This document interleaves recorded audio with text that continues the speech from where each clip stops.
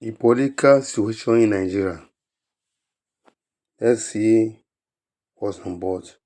Thank you and God bless. Like the video and like and share the video for many to see, so that they see what's going on in Nigeria. Thank you and God bless. As the proposed date for the local government elections in Rivers State draws close, many will be looking to see how the Rivers State Independent Electoral Commission, under the leadership of Dr. Michael O'Day, will perform. Some people have questioned his appointment and expressed concern about the chairman's resolve to continue with the exercise of conducting council polls. Well, joining us on the show to discuss the upcoming local government elections is Chetan Nwala, a lawyer and indigene of Rivers State. Good morning, sir, and welcome to the program today. Good morning, and thank you for having me once again. All right, Cheta, real quickly, what's going on in Rivers State? There are a lot of accusations here and there. That number one, that the sole administrator has now been given so much powers, and he pretty much runs the election cycle. Secondly, they are talking about a provision in the law where they are saying that at least there must be a count-up period, I think of about 30 days. And a lot has not been observed as regards that. So what is really going on? What is the deal about the sole administrator? Mr. Rufai, I want to inform you today and the generality of Nigerians that what is happening in Rivers State today is an unusual situation we have found ourselves. I think we have entered a full-blown military dictatorship in Rivers State, where from the actions of Mr. President and the sole administrator, we have seen that the Constitution of Nigeria and every law within this particular nation and within the state has been clearly suspended. Because when you look at the local government law, vis-a-vis our Constitution, you look at the constitutional provisions and look at what these guys are doing in the state today, you would ask yourself, where is all these things coming from? Now, from the look of things, the sole administrator has gone ahead to appoint a reset board, and they've now given a 30 days notice to conduct the said elections. Recall that we had wasted millions and billions of Rivers resources and naira to conduct the previous elections that was annulled by the Supreme Court on the basis of the 90 days notice which the then RESEC board did not follow. Now we are repeating the same issues that had created some of the tension we saw in the state that made the president claim to have, that made the president to rely on some of these issues to have declared a state of emergency in the Rivers State. Now the president is repeating the same thing. Now, the president is repeating this whole thing. This morning I saw on social media a gazette dated 22nd of July 2025, where the president is saying that he has suspended parts of the Rivers State Independent Electoral Commission Law 2018. And you ask yourself, does the president or does the state of emergency, the constitutional provisions that establishes state of emergency section 305, does it give the president the powers or the National Assembly powers to suspend any part of our laws within the Rivers State, even in a state of emergency? This is the type of situation we have found ourselves today. So the president is acting arbitrarily and not traverse the constitution of this particular land. And let me state this: if there has been a law where such a law is inconsistent with the provisions of our constitution, as enshrined in section 1 sub 3. Can I ask you a question real quickly? Do you have the authenticated gazettes or the one you saw on social media? Do you have the authentic gazette as released by the government? No. What I saw was what I stated I saw was what I saw on social media. Okay, on social media. And so isn't it best as a lawyer? On social media was what I saw. For us to get the authenticated gazette by the government as released, rather than social media. We cannot... No, the minister, recall, Mr. Rufai, recall that the minister of FCT has also alluded to the fact that the president has powers and has suspended sections of the Rivers State Electoral Commission law. So that by the minister of the FCT in his media broadcast on Monday or thereabout, it also just supports what I have seen on social media. It doesn't negate it in any way. And if you also say, he also stated on the issue of the 30 days notice, which the Supreme Court has said, no, you must comply with a 90 days notice. So tell me, is the president can now sit down, nullify a Supreme Court decision that actually made or created tension within Rivers State to create further tension and to make Rivers people spend further money in Rivers State? I tell you, this president has something against Rivers people. But the last time you said no, the president does not have something. But when you look at the actions of the president, it shows clearly that there's something the president has against Rivers people, which is not in the best interest of Rivers State. You see, I keep asking, what's your evidence that the president has something against Rivers State people? What's your evidence? Mr. Rufai, if you would agree with me, look at the incidents that have happened in the past couple of months from the declaration of the state of emergency. Remember, we had stated clearly that the president shouldn't have declared a state of emergency in the Rivers State on the grounds that all the political impasses in the Rivers State that led to the declaration of state of emergency, that the Supreme Court had settled them before the president declared the state of emergency. So there was no need. He should have even waited, but the president never waited. Now the president went ahead to state that the declaration of state of emergency was as a result of the bomb blast and the governor not even constructing the House of Assembly and all that. Some of the issues the Supreme Court has also captured, and it was also discovered by the president, by the company operating that facility, stating that what happened to the facility was just a minor thing, and that they have continued operation. Now there are states that need the declaration of a state of emergency that the president has not actually done. The president has been silent about it. Look at what is happening in Benue. Look at what is happening in Plateau. Look at what is happening even in Mina. Look at what is happening over there. Okay. And you ask yourself, what exactly is going on? Okay, Mr. Nwala, yes, I think that there are some valid points there. However, it's important for us to just always ensure that we're dealing with the verified evidence and the verified releases and gazettes as they are being communicated. But let's talk about the general feel around it, because I've watched several commentaries where, of course, people are feeling that it is an illegality, in their opinion, for this election to be conducted under the watch of a sole administrator, just as we saw the appointment of the state electoral committee as well being done under this process. However, it looks like it's going to go through, and by August 30th, elections will hold. What is the general consensus from people on the ground? I can tell you for a fact that a lot of persons are not happy about it. Civil society organizations, political parties, some political parties are withdrawing. Civil society organizations are also going to court, approaching the court to decide or to look at the issues, the illegality going on in Rivers State. You know, one of the problems we have, or I have with this President Tinubu's administration, is that it has done everything it has criticized previously. And when you look at what is happening in Rivers State, the president and his advisors do not give recourse to the laws of our land. So they do whatever they feel or they think is right in the circumstance without even giving recourse to our laws. You can even see from the Nigerian police to the DSS to every sector of this particular nation. You can't find where these persons are obeying the constitution or the laws of this land. And you ask yourself, what exactly is happening? Are we in a full-blown military dictatorship? If the president has declared himself as a civilian dictator, so he should come and plainly and state so. And let me also state this: our courts are not also helping matters in these whole things, in everything that is happening. The courts are not also helping matters, because you could recall. I'm so sorry to interrupt you there, Mr. Henry. Unfortunately, we have come to the end of our slot allotted to this conversation. As ever, you have given us a very heartfelt. Let's look at it. He has some legacy. 200 days in office.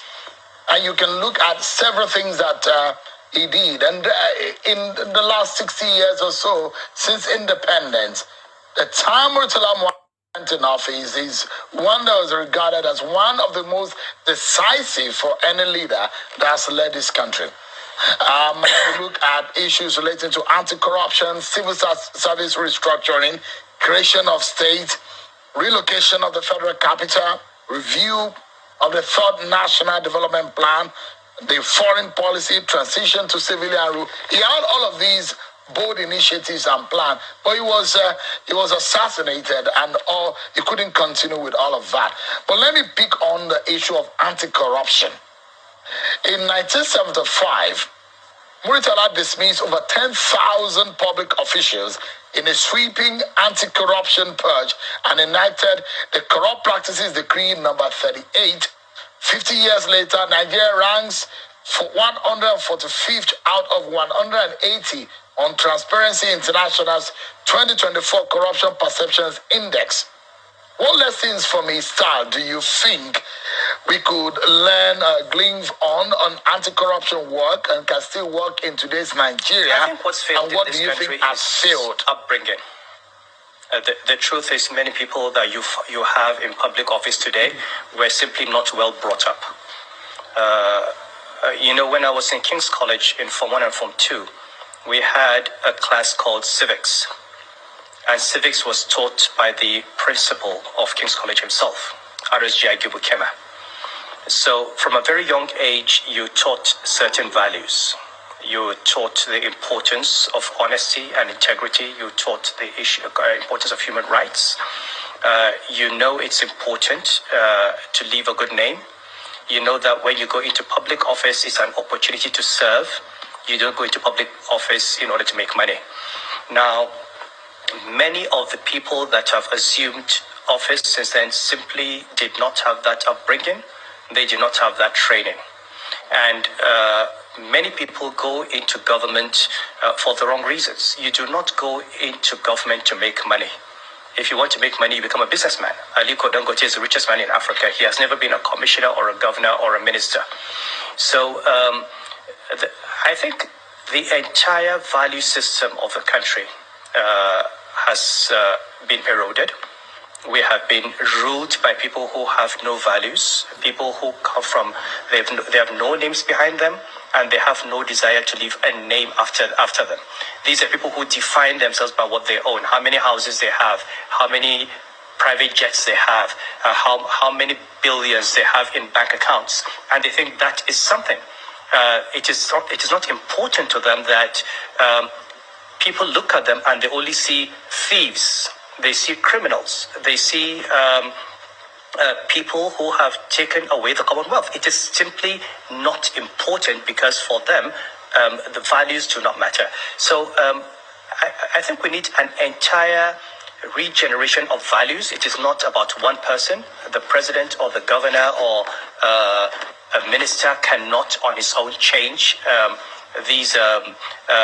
this country, but look at our religious leaders, how they've become. They've also they become sycophants. They become praise singers for money. Traditional rulers have lost it. Everybody seems to have jumped on this bandwagon where money seems to be an end in itself. And unfortunately, a society in which material wealth, no matter how you get it, is respected, is glorified, where people who are known to have stolen money get rewarded with ministerial appointments, with senatorial appointments, that society will continue to reproduce itself. We do not have any, we don't have a sense of disgust for people who hold public office and amass wealth. We reward them with appointments, with more public office and more opportunities to amass wealth. And this is what Nigeria has become. Could it have been addressed by one man? I don't think so. Can it be addressed by 100 men? I don't think so. Okay. I think as parents, as citizens, we are all responsible. As leaders, we are all responsible. We have to continue stressing the importance of values, the importance of a sense of what is important in life beyond material wealth. We are all going to die. No matter how much money you have, you will die and you'll be buried, and there's nothing. You'll take nothing with you. And people simply do not understand that. People in their 70s and 80s are still looking for money. I don't know what they're going to do with it. So that's really the problem.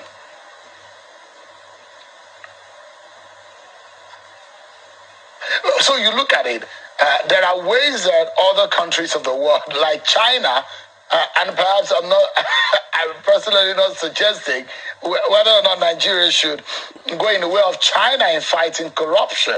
But you have been in public life for a long time. You've been in private sector.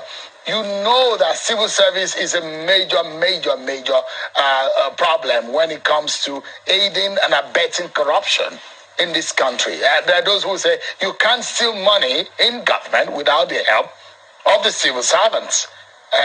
From your own experience, how best do you think we can tackle corruption head on, such that anyone who passes through the corridors of power or in civil service and public life will be scared to touch government money? I think our civil service the common patrimony of this country. Always given the rough end of the stick.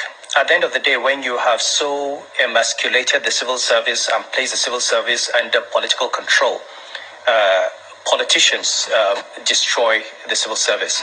My father was a federal permanent secretary. At the time he was permanent secretary, the permanent secretaries were more powerful than the ministers. They were the chief accounting officers and they had complete independence. Okay, so I'll give an example, even with General Murtala Mohammed. People talk about 10,000 civil servants being purged. Do you know that not a single civil servant in the Ministry of External Affairs was removed? And simply because when my father was told to bring a list of people who were to go, he said he had nobody. And they gave him a list of people and he checked their files. They had done nothing wrong. He said, under the civil service rules, I cannot retire them and I cannot tell them to go. And at one time when he was called and said, look, every ministry has brought names of people who were to go. You also need to bring names. He said, if you force me to bring names, I'll be number one on that list. I mean, if you look at the biography of Ambassador Olushanu, it is there. My father simply said, nobody in my ministry has done anything wrong and nobody will go. And nothing happened to him. Okay, civil servants, okay, had that protection. If Murtala Mohammed sacked civil servants, it was because the permanent secretaries at that time decided not to abide by the civil service rules. And so it's not the leadership per se, but those who are supposed to say no. I've always said there is something fundamentally wrong with a public officer who does a wrong thing and says he was ordered to. I was governor of Central Bank. If anybody called me to say do something wrong, I had a responsibility to say, no, sir, this is against the law. This is not how it is done. And no leader, if you face him and tell him, would tell you go and do it. Nobody would write that he's directing you to disobey the law. So the civil service will have to remain the backbone for the regeneration of this country's values. And the best way to do this is to protect civil servants. How many permanent secretaries can say no to the minister? How many permanent secretaries can say no to the president without being fired, without being removed, without being persecuted? And therefore, people have come to believe that the only way they can keep their jobs is to watch. So if the political leadership sends a signal, and I've seen this, even at the central bank, I had staff, okay, the most wonderful, most intelligent staff in the country, as far as I'm concerned. Now, if you set a direction, they will do exactly what you want them to do, because they're not going to risk their jobs and their careers, okay, standing on principle when they know that they are not going to be protected by the system. Even if they were to be fired unjustly, it will take them decades to get justice, even in the courts. So they don't trust the institutions. So we need to go back to strengthening the civil service, to supporting the civil service, to empowering civil servants, and teaching them that they can say no if they're asked to break a rule, and nothing will happen to them. Now, that is really the crux of the matter. Where you love to talk about and where you're passionate, and perhaps that's how we're going to anchor, and it's about the economy. We know that the man that we're talking about in focus, Murtala Mohammed, he made some economic decisions. And you look at it, when Murtala Mohammed was in power in 1975, Nigeria's oil boom was rising. Population was about 60 million. And governance challenges were primarily civil service inefficiency. Today, we have over 200 million citizens, at 33% inflation rate, and deep poverty in our land. If you look at it critically and truthfully tonight, Your Royal Highness, where do you think we should go? What are the right steps to ensure that the people and the poorest of our poor are given some kind of succor and our economy can bounce back? What do you think we should be doing today?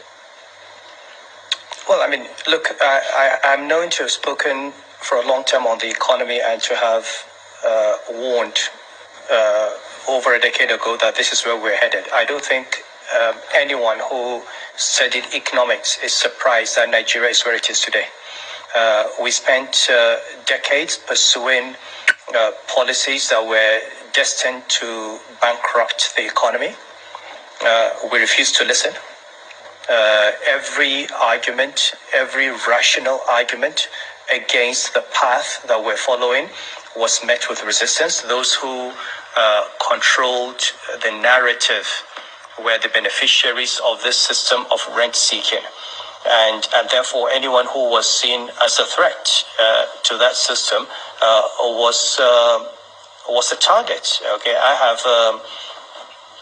have faced a lot of persecution for my views, so I'm not surprised as where we are. If you go back to Murtala Muhammad ideologically was a bourgeois nationalist. He was not socialist. He was not a communist. He was a bourgeois nationalist. To the extent that he pursued policies that did not really confront capitalism, but tried to ensure that the capital in the country was transferred to the hands of Nigerians. It was part of his anti-colonial struggle. So when you look at the indigenization decrees, when you look at opening up the economy to Nigerians, the idea was to create a Nigerian capitalist class that would take over from imperialism. And I think this was his major ideological shift from a neo-colonial system to a bourgeois nationalist system. Yes, Sean. We're totally out of time, but it's a pleasure, a very great one, speaking with you and reminiscing on the memories and the times and legacies of Murtala Muhammad, a man that you had a personal relationship with. Thank you so much indeed, Your Highness Muhammadu Sanusi II, the 14th Emir of Kano. Thank you so much indeed for your time. I was invited this morning, and then we came here this morning. Unfortunately, we met with an unprecedented level of hostility and done it again. Abuse of rights against and even from the get-go. From the time of arrival at this facility, Mr. Sowore has been treated with the highest form of hostility, notwithstanding that he honored the invitation that was extended to him. We have seen a high level of abuse and repression of dissenting voices in this case. This was not an invitation to investigation or interrogation of any sort. It is an an invitation to the chambers of oppression, because we're not asked any tangible question. First of all, we demanded for the copies of the petitions or the complaints against Mr. Sowore. They refused to afford us any copy. After many hours, they brought some copies, and even when we asked questions as to the authors of these petitions, they could not give us any clear answer because the petitions emanated from the office of the IGP. So in this case, the IGP is the complainant, the IGP is the investigator. So it's likely to be the judge in their own case.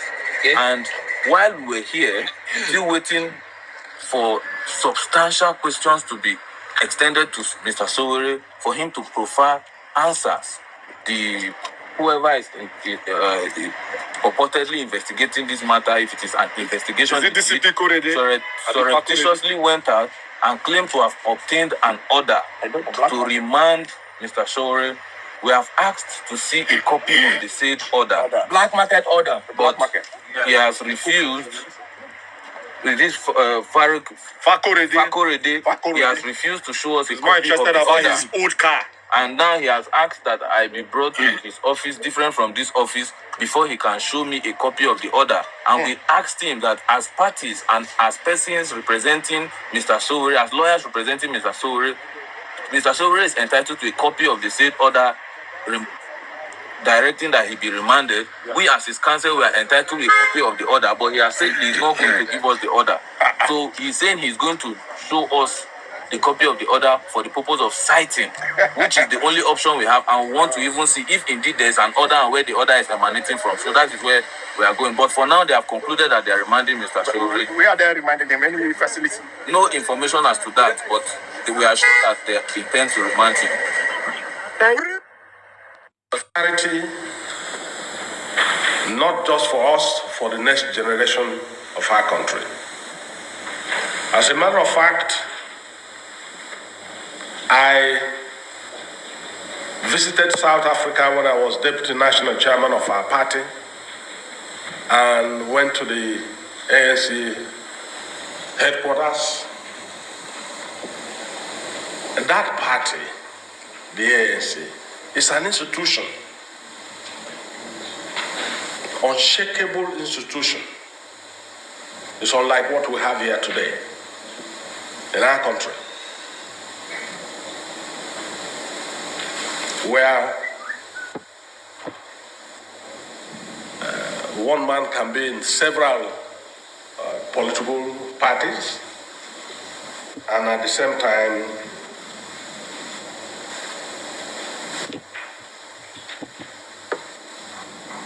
behaving as if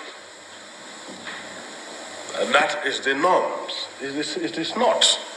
It's either you are in one party or the other. But today, this is what we have in our country today. Because it's broken. Our democracy is broken. But for the purpose of today's ceremony, mine is just a brief remarks to appreciate you are honoring this invitation to the presentation of books written by Ike Aboyi. It has already been stated, the bubbles of Nigerian democracy and the Wadata wonders. It takes a man very deep, an intellectual mind, research to come up with what is today. He has captioned it to be the Wadata or the bubbles of Nigerian democracy, the two books. I believe that he's done his best for posterity. The two books written by him, The Bubbles of Democracy and The Wadata Wonders, is clearly a testament of experience that he has garnered all throughout his career as foremost journalist. When I was sworn in as a national chairman in 2017, the first appointment I made was to Ike Aboyi as the media advisor to the chairman. We also know that he's been at Wadata House for a very long time, having served also my boss, Okweshaleze Modo, when he was there as national chairman. Ike has done so much media work for our party, rebranded the image, joined others, the image of our parties. And I believe that he's one journalist that is honest and truthful and direct If we have people like Ike Boye, either in journalism or other fields of our endeavor, this country would have been a better place for all of us.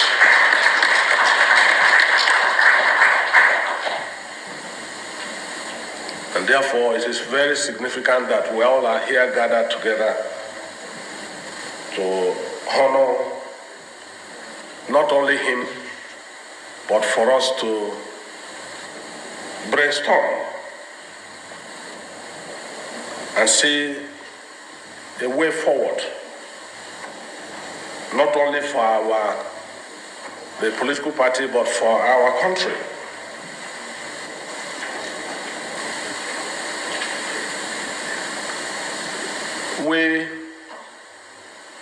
When you go through the Wadada wonders,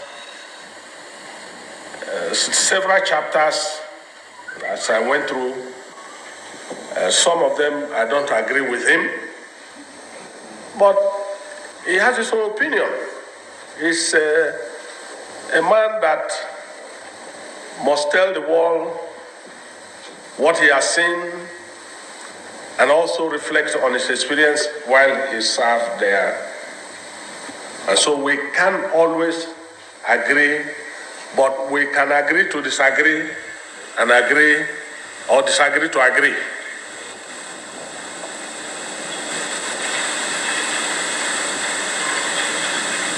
I told him privately that from time to time, like what happens in other places, they need to update. In other words, after now, probably we'll gather more material and facts, and even people will make comments on the content. He will come out with some fresh edition in no time that we will continue to learn and research on it. I'm happy to see our friend here, Show Mimo. He's been a very strong party man who has taken position severally. How what happens in other places can happen here in our country. But unfortunately, it's still far. We are still far from getting to a point where we can say we have democracy. We don't have democracy in our country. There's none. What we have is platform for winning election.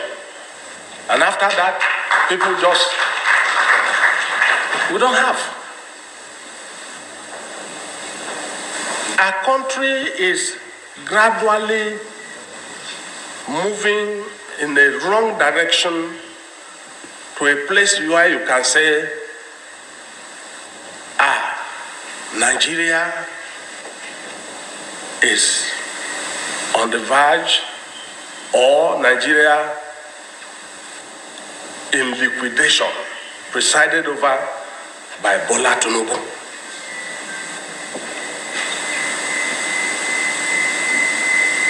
Everyone in the communities, the political parties are supposed to be a chain of command from the wards and from the units.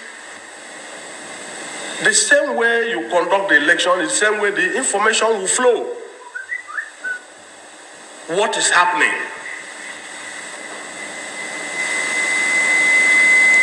In Sokoto, or what is happening in Cross River, down to the grassroots.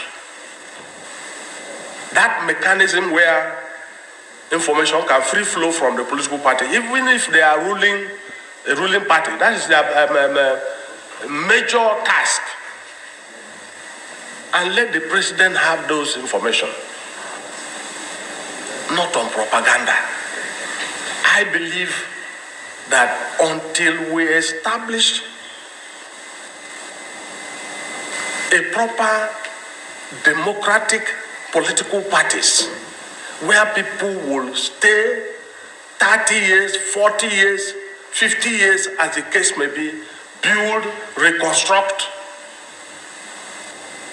then the country will be in for it. And of course, we will leave something for the generation to learn. But as of today, we have nothing.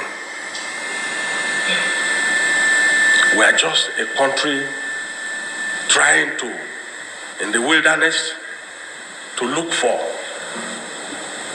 where we can settle. And so this book will go far. For the younger ones that are coming, when you go through them, you will begin to rethink and profile solution for our country so that the entire challenges in this country is so enormous that no one single person, unless collectively we can come together under one roof to resolve them. I want to thank the committee that has organized the book launch, Umar Sani, the chairman of the committee, and all our invited guests. The book reviewer and the guest lecturer will do justice. That's why I didn't want to go onto that lane. They will do justice to why we are here. I want to thank you and God bless all of you.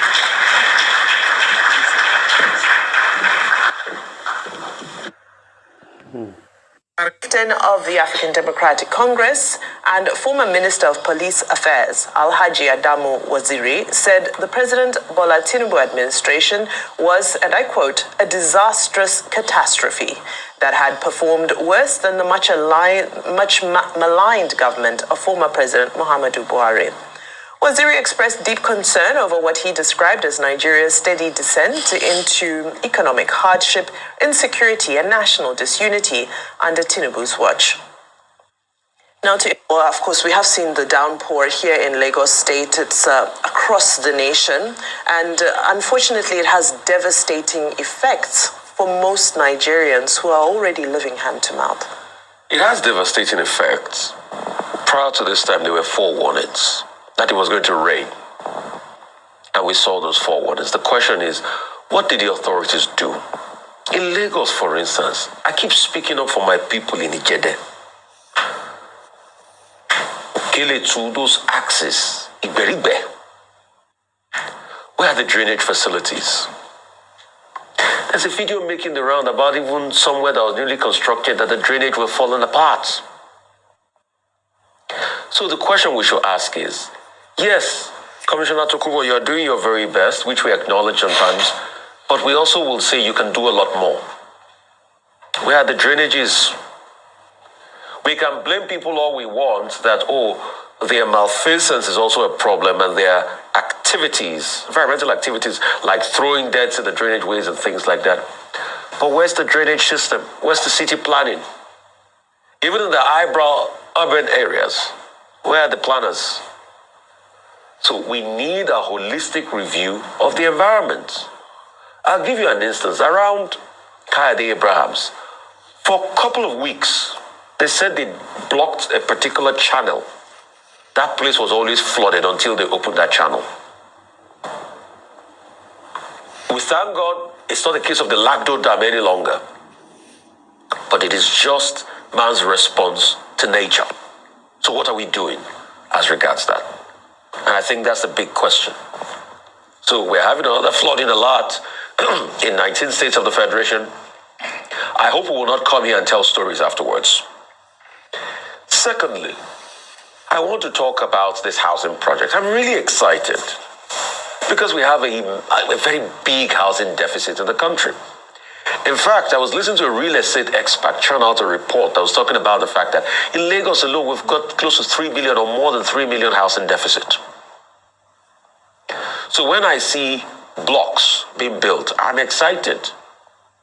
And in fact, that real estate report was talking about that you need over 200,000 units in Lagos, but we build less than 100,000 units, even with all the things the developers are doing. It was that report that shocked me so much when he said, over the biggest developer in this country, the best they'll do is they'll do less than 300-400 units. But the question we should ask is, where are the homes? They are building. Yes. It's not been completed. Yes. I don't believe in celebrating things that have not been completed. They are building aspiration. They are doing it. Has it been completed? Because when I saw the Kasani there, I know that's not been completed yet. Because this was part of the residents, they pledged to the girls that did well. And the 150,000 jobs, where are the empirical facts to the jobs? Where were these jobs created in the north? Who were the beneficiaries of these jobs? Were they direct or indirect jobs? I don't just like when it comes to data, when people just give postulations. In God I trust. Every other thing is data and empirical proof. So I want to see a peer review on the job numbers. And that's why I have constantly called for NBS, Nigeria Bureau of Statistics, to release monthly job numbers so we even know how much we're creating. This could be exit data from companies. How many are they employing? And probably we can even look for a methodology to aggregate creation in the informal sector, which is a very naughty part. So, in as much as I'm happy, I want to see the data. I don't just want it to be political narrative and political posturing. Where is the data of the 150,000 jobs created? Where are the beneficiaries? Where's the breakdown of the data sets for all of this work we're doing? So we have empirical facts.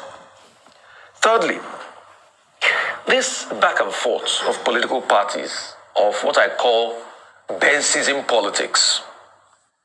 And it goes back to the journal or the book written in the yesteryears of Nigeria, about the 80s, where they're talking about my Benz is better than yours. Or the saying in the 80s where my Benz is bigger than yours. And that's what I call it, Bensism politics. I'll do this, I'll do that. Sometimes I just laugh at both the APC and the ADC folks. Check both parties. There were Nigerian politicians when Nigeria went decrepit over the years. What did they do to save the country? APC in 2015 told us PDP was the worst thing ever. President Buhari came in, he tanked the economy. President Tinubu, the economy is doing badly under him. Some people will give you statistics and say, okay, the economy is rebounding. We have 40 trillion in reserve. We have $40 billion in reserve. We have this, we have that. We've been able to stabilize the exchange rate and everything. At what cost to the people? Before we heard that the money saved from subsidy removal will be used to benefit the lives of people. Now, Mr. Festus Keyamo is telling us part of the money that they want to use to fix airports. Was that priority for the suffering Nigerians when you told them, without seeking their consent, that you have removed subsidy? Yes, we're fixing airport. It has to be done. But can't we concession, like some aviation experts are saying, we are fixing airport with over 712 billion. I've got good news for you. 80% of primary health care in this country, deplorable condition. In fact, the Minister of Health said he only got 15% of his capital budget. What if we put that money to health care? And at least we get close to over 80% of the primary health care centers in this country in good working condition that can at least dispense health care services to the people. It will be said that we've made a change. I think that's priority. Rather than funneling that cash. And like I asked before, we'll still like to see data. It's not just saying we should go and compare airports in other parts of the country. Let the BPP, another government, release the bill of quantity, release the bidding process, release every document that has to do with that. We've seen concession work in this country. Wale Babalaki is there. MMA 2 is still a standard for local airports in this country. But we all know how politics was used to fight Wale Babalaki.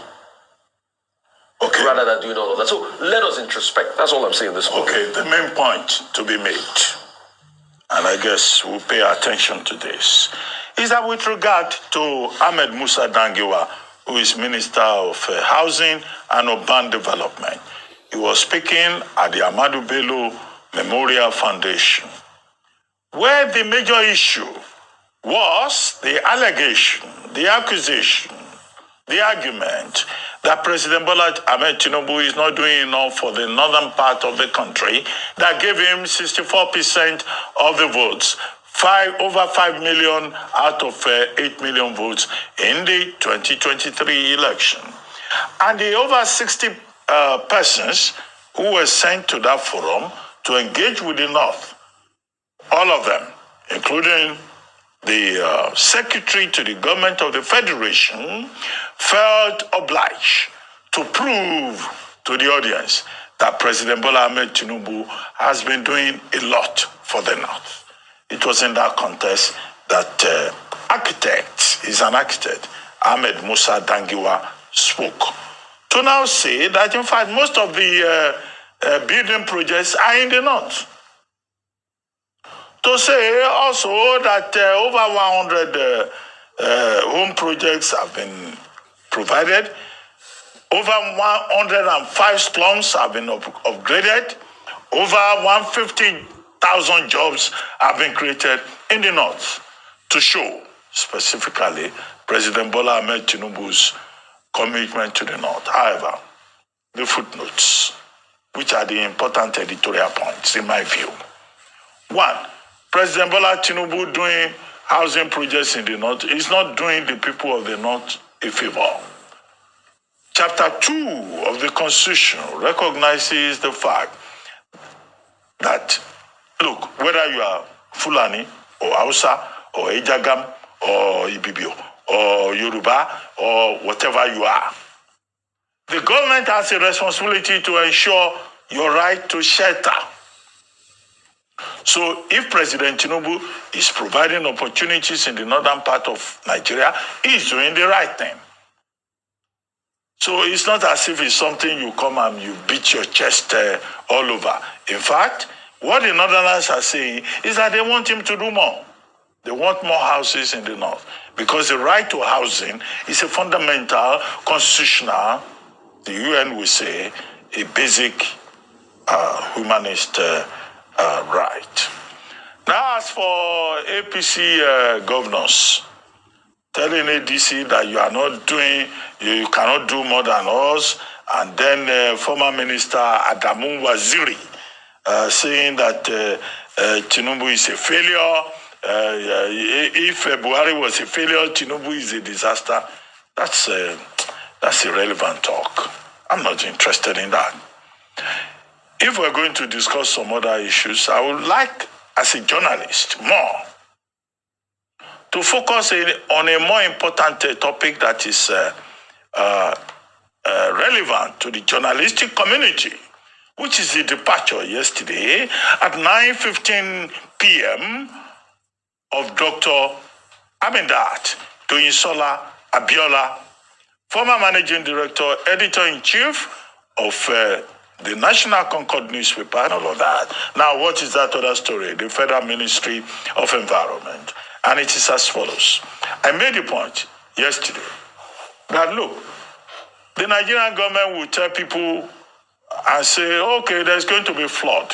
Now the Federal Ministry of Environment is doing what they call, it's called early warning system, that there will be floods in about 19 states. Kebbi, Yobe, Bayelsa, Rivers, Lagos, Katsina, Kano, Kaduna, and all of that. And I say that, look, what you have to do, whether it's in Kano or Plateau, is to continue to invest in public enlightenment. Because Nigerians they don't like to listen.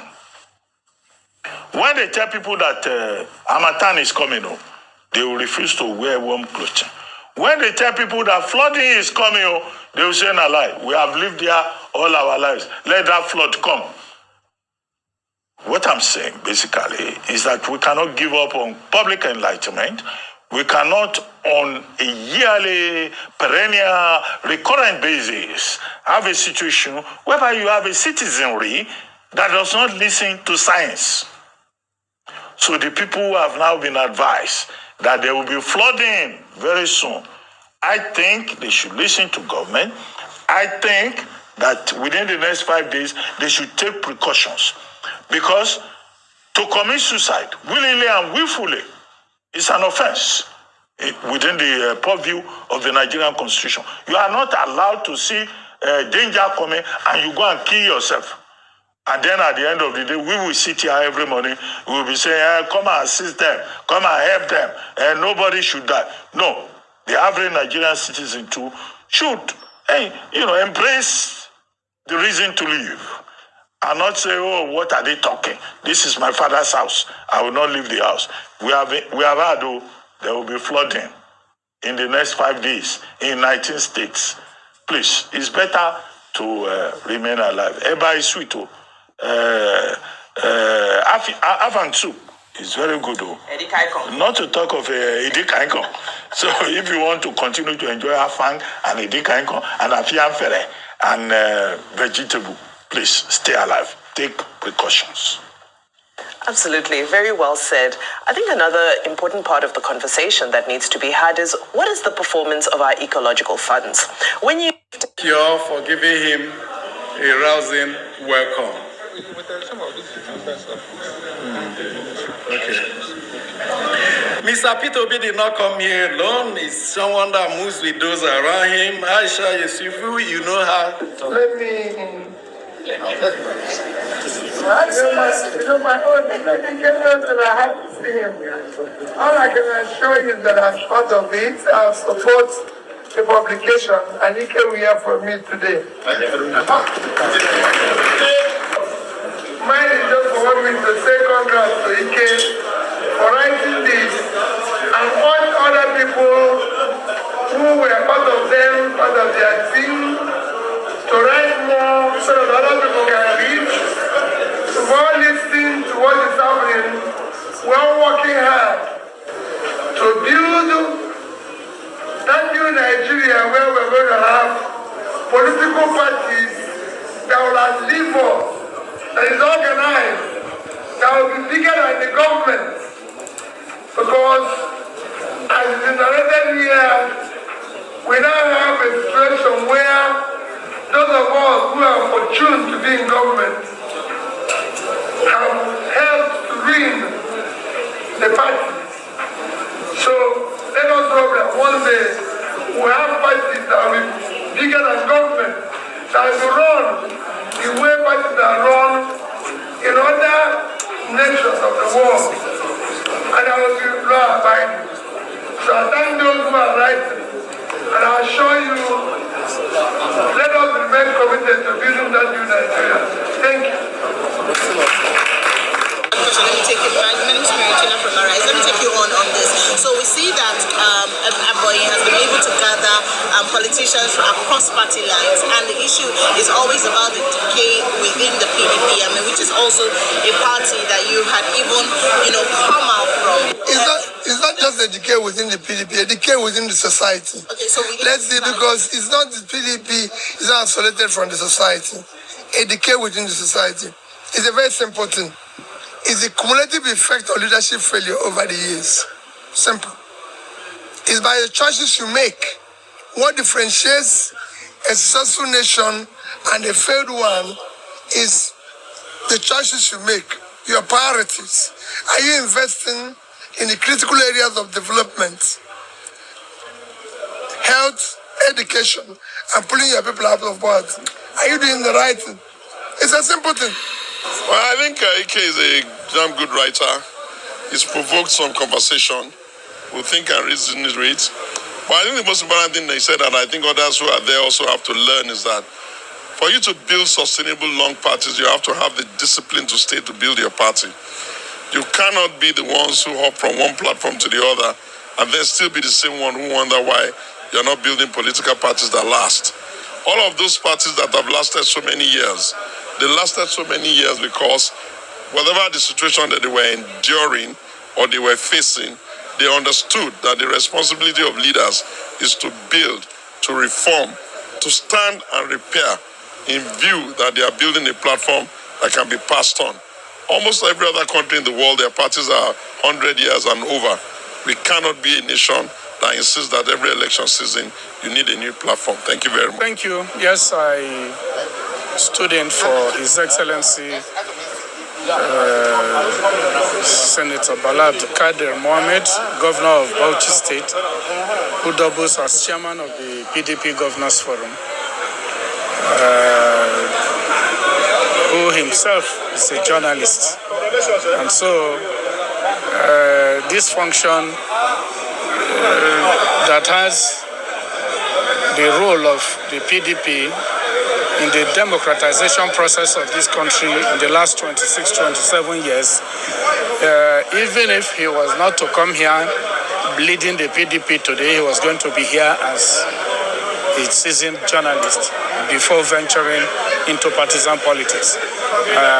And so, in his considered opinion, this event is worth all the while for obvious reasons. It's supposed to at least begin to correctly shape the narratives in terms of the effect of journalism in our democracy. You will agree with me that the insight of Ike, being one who has been at the helm of affairs closest to two national chairmen of the party in the running of the affairs of the PDP at very critical times, both when we were in government and when the party was out of government, cannot be overemphasized. Talking about the role expected of journalists as the fourth estate of the realm in governance, you will agree with me that over time, because of the monetization processes of nearly all facets of life of the Nigerian citizens, it's been so watered that what journalists hitherto used to be in putting government at the proper course, we have lost those values. How to revisit it is fundamentally all encaptured in the books as presented today by the reviewer of the book. Now, if you want us to, if you want me particularly to look at party management and funding, that certainly is going to be a whole story for another day, because lack of funds, again, is essentially the root of why we are almost without any political party in this country. The reigning party is not a party. The APC is just a one-man effect. The PDP, the Labour Party, that essentially are supposed to be opposition parties, we are living witnesses to all that they have had to go through in recent times, for which we cannot say funding is not part of the issues. So, but how can we proffer solutions? We must first of all build our parties along very strict lines of what does a party stand for? What does it represent? First, before you can begin to bring in people. Because a friend once told me there is no clear demarcation between political parties. That is wrong. That's not how parties are built anywhere in the world. So until we clearly define by principles what the parties represent, then the people there can begin to invest in what they believe in. Thank you. That's the last. First of all, I refrain from using those words that some other people find very convenient. In fact, this is a political situation in Nigeria. I stand. We have to build on all what they have said to make a way, because Nigeria democracy is in decay. Sinangon is very clear,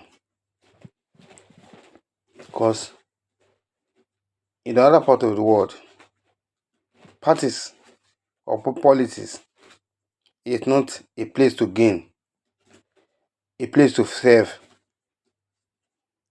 The Americans and British politicians are serving. It's not a place you have to come make money. But in Nigeria, it's a place where you make money because of level of corruption. Share the video and like and drop a comment in the comment section. What think about the politicians in Nigeria, where they stand among the world, as corruption are eating up the private society. Thank you and God bless. Stay tuned for more updates.